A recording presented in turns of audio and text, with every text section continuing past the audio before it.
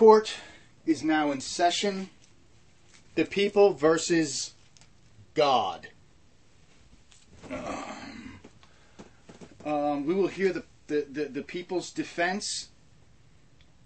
God does not have a right to choose people, for people have charge over themselves. And so for this offense, God must be mocked, and his word be changed, and a new God must be put in his place, a God who does not have the right to work in the will of men.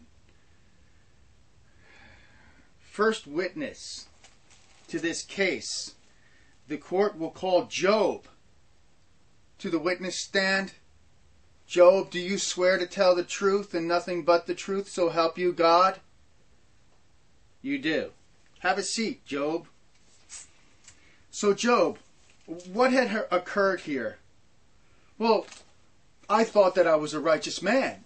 I mean, God had blessed me, and I had been praying to him, and I've been doing all good things and sacrificing for my children because they may have sinned, and I did everything upright as best as I could before the Lord.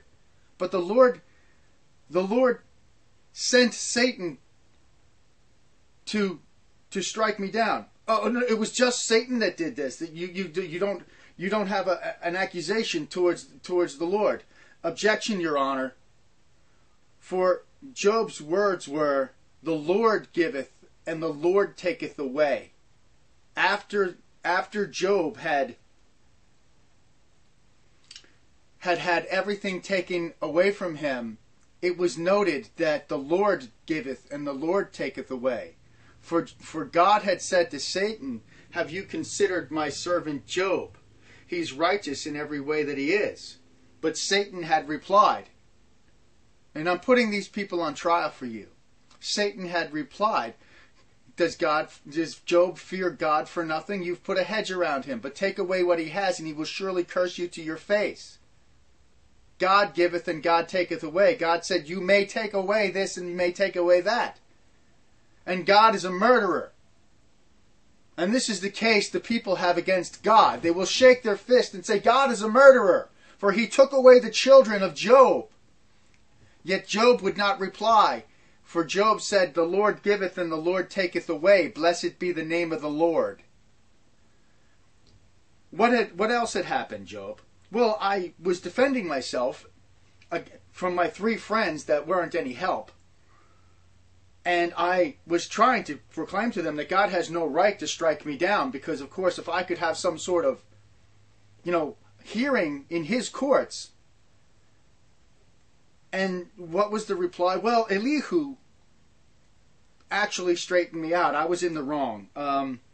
I had boasted in the idea that God doesn't have a right over his creation, and that I'm righteous enough that somehow or another I don't deserve everything I get. But that I had forgotten the mercies of God. That God had a right to do what God has a right to do, and I have no right to speak back. The Lord had spoken out of the whirlwind.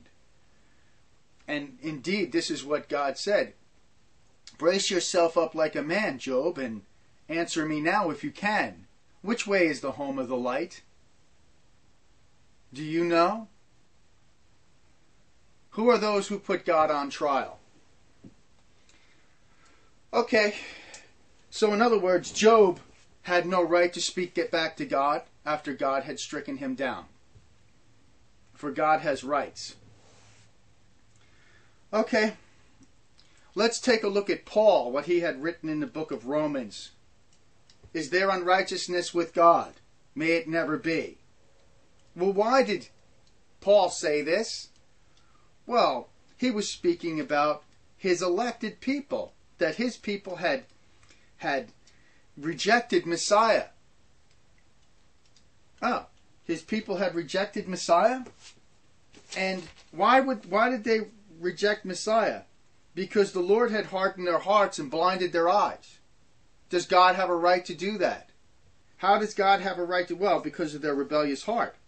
Or didn't God create them with a rebellious heart? Does God have a right to create man with a rebellious heart? For all have sinned and fall short of the glory of God, so they're all under authority. And their salvation does not come from them. So what is the accusation? That God saves people against his will, against their will. Okay, God saves people against their will. Let's take a look at the case of Cyrus. Let's take a look at Isaiah chapter 44. Isaiah chapter 44. Isaiah chapter 44. The Lord says of Cyrus,